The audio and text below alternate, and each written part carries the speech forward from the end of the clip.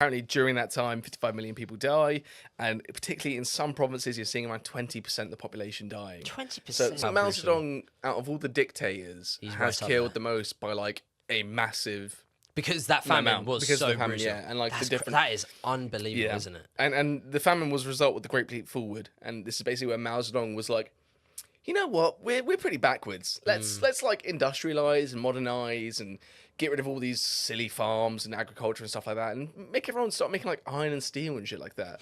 But like the problem is that they're like the biggest country in the world, and they need food. Yeah. So all of a sudden they have like no output and no production from farms, and they just basically starve. So was it just pure incompetent mismanagement, or was it more? Yeah, more, I thought think it was Mao- more cynical than that. It's like the same thing in Russia, basically, with the Holodomor, where they try to basically decimate the Under Stalin. Ukrainian landowning peasantry or farm owners, stuff like that.